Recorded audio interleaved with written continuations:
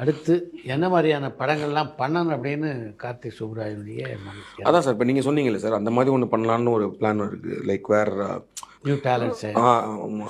New talent, அதாவது இப்படி சொல்கிற மாதிரி வந்து ஒரு மோர் ஆஃப் ஒரு ஸ்கிரிப்ட் வித்தவுட் ஒரு பிக் ஸ்டார் டிபெண்ட் இல்லாமல் ஒரு ஒரு ஒரு ஆக்டர் வச்சு ஒரு பசங்களை வச்சு ஒன்று பண்ணலான்ற மாதிரி ஒரு ஐடியா ஒன்று இருக்குது. அதை நோக்கியும் போயிட்டுருக்கேன். அப்புறம் இன்னொரு 2-3 பிகர் ஃபில்ம்ஸும் பேசிகிட்டு இருக்கேன். பட் ஆனால் இப்போது கரண்ட்லி நான் இன்னும் அந்த இது எதுவும் போடல. ஏன்னா இப்போ XX ரிலீஸ் ஆகி அதோட ஸோ அந்த விஷயங்கள் இருக்கனால வந்து ஒரு 2 months அந்த மொமெண்ட்டை என்ஜாய் பண்ணலான்றனால அதை பற்றி அடுத்ததை பற்றி பெருசாக யோசிக்கல. ஒரு ஃபிலிம் மேக்கருக்கு ஒரு ப்ரொடக்ஷன் ஹவுஸ் தயாரிப்பும் இருக்கிறது வந்து ப்ளஸ்ன்னு நினைக்கிறீங்களா, சும்மா நினைக்கிறீங்களா?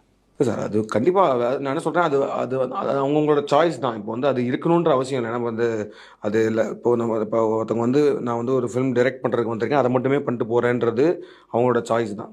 இப்போ எனக்கு வந்து அது அந்த மாதிரி ஒரு சில விஷயங்கள் ஆஸ்பிரேஷன்ஸ் இருந்துச்சு. அதாவது வந்து பண்ணணும், அதுக்கப்புறம் படங்கள் பண்ண ஆரம்பிக்கும் போது வந்து நிறையா நியூ டைரக்டர்ஸ்க்கு படம் பண்ணணும் அப்படின்றது. அதுவும் நாங்கள் இது வரைக்கும் பண்ணிட்டு வரோம். நிறையா ஐ திங்க் ஒரு 4-5 புது டேரக்டர்ஸை இது வரைக்கும் இன்ட்ரடியூஸ் பண்ணியிருக்கோம். அவங்களுக்கான ஆக்டர்ஸாக நிறைய பேரை புதுசாக இன்ட்ரடியூஸ் பண்ணியிருக்கோம். ஸோ அதுக்கான விஷயங்கள் கரெக்டாக போயிட்டு இருக்கனால I am feeling very happy.